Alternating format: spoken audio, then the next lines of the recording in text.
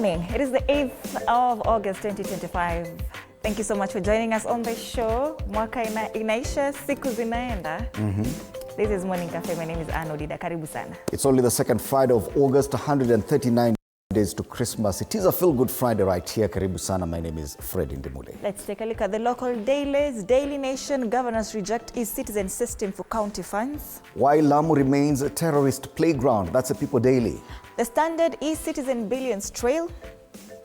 Taifa Leo, mikakati ya kutunza ndoa yako. Lakini hapa kuna picha za watu wawili hapa. Ndoa yao. Ndoa yao. Business Daily, Dar Tycoon faces scrutiny over Portland cement deal. And finally on the weekend star, IEBC under fire over costly 7 billion shilling technology swap. A very long sentence there. Yeah. And we'll be back to take a look at the local dailies. But even before we go even on this, continue with this, it's time for us to congratulate the Harambee Stars. Kama uliwatch your game jana. In fact, the last few seconds of the game. Walituokoa. Where I was watching it from. Nimewatch game, najua sasa at least ni draw. Seconds to the end of the game, Angola wakafunga bao. Nikatoka nikaenda. Nikajua imeisha. Nikienda, nikasikia kelele watu wana shout. Nikarudi. But congratulations to the Harambee Stars. Daily Nation. Let's kwanza twende regional dailies. Ni kama unataka kutuharakisha. Ni kama hapa tulijikangana. On the youth perspective today, being a Friday, we'll be having analysts, very young analysts, Hans Rop, Winnie Asiko Abuti, Vitalis Nyongesa, and Ken Babu, whose title has changed. He was the youth chairperson, the national youth leader for DAPK, but now his title is Youth Chair, the United Opposition. Hey, Ken Babu atatumaliza. Anyway, he'll be here in studio starting at 6:30. The enemy is poverty. We'll be having the Nyali Cambridge Links group in studio once again for their spelling bee challenge with their teacher Kemonto Lillian. And then later on the show, DJ Granite will be joining Bansi Kimuyu and I for some great music and good vibes. All right. Sasa wanasema turudi tena huku mwanzo regional daily mbio sana. Jamani. Tukatoka alisema hii ni kama samaki, you don't go back. Once you start unaendelea. So leo lakini tunaanza na bongo. Gazeti la Mwananchi, hisia tofauti kifo cha Job Ndugai. Wanasiasa wasomi wamlilia Daktari Tulia, mtaja kwa msimamo. Mkuu wa wilaya aonya vijana walioshangilia kifo chake kuagwa bungeni. So Tanzanians ni kama tu wa Kenyans. Yaliyotikisa bunge la Job Ndugai, kushambuliwa stahiki za Tundu Lissu ni moja ya mambo yaliyotikisa utawala wa Ndugai. Kuapishwa kwa MD wenzake 18 kulibuka mjadala na kulitikisa bunge wakati wake. Alitamba uimara kulinda heshima, nidhamu kwa wabunge na watumishi wa wabunge. Alikuwa speaker wa bunge la Tanzania wakati John Pombe Magufuli alikuwa rais. Kuna vijana walishangilia kifo chake. That is what I'm saying. Tanzanians are like Kenyans. What is happening? Ndugu zetu hao. Ratiba ya mazishi Jumapili Agosti tarehe 10 mwili kupelekwa na kuagwa bungeni, na Jumatatu Agosti tarehe 11 mwili kupelekwa kwake nyumbani Kongwa kuangwa na maziko. Chauma yamaliza shughuli, habari katika ukurasa wa 2 na 3.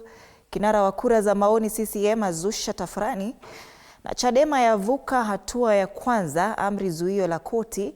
Dar es Salaam, Chadema kimevuka kizingiti cha kwanza cha pingamizi la awali katika shauri la maombi ya marejeo dhidi ya amri ya zulo la kufanya siasa. Habari kamili katika ukurasa wa 18 wa gazeti hili. Wanaweza pata bahati, lakini wakifunguliwa sasa hii it's too late, a little bit too late. But anyway, bado kuna miezi miwili. On the top strip, mabasi ya wasili Dar huku miundombinu ikianza kuharibiwa na mkakati mpya kupunguza bei gesi ya kupikia. Gazeti la Mwananchi. All right.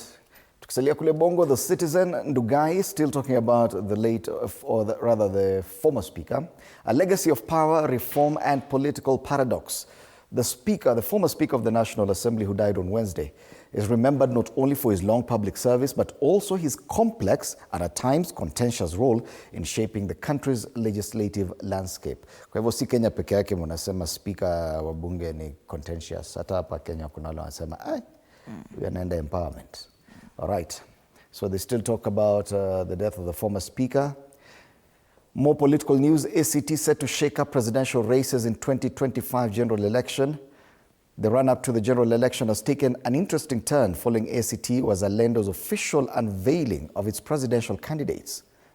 Wale wanasema watapigana na Samia Suluhu Hassan. Why government is seeking bulk procurement of cooking gas. That story on page 2.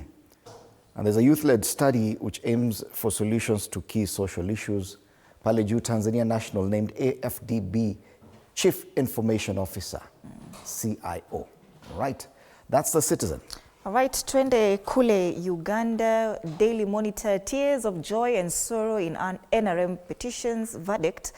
The National Resistance Movement Party Tribunal has started issuing judgments to petitioners who felt the July 17 primaries were not free and fair. The party offices were filled with mixed emotions, but no win was nullified, and there is no repeat poll declared so far. Tears of joy and sorrow. EC Electoral Commission poll registered swells to 21 million voters. Matters election here, they say yesterday the Electoral Commission put 21 million, the preliminary number of voters that have so far been vetted following the recent voter register update.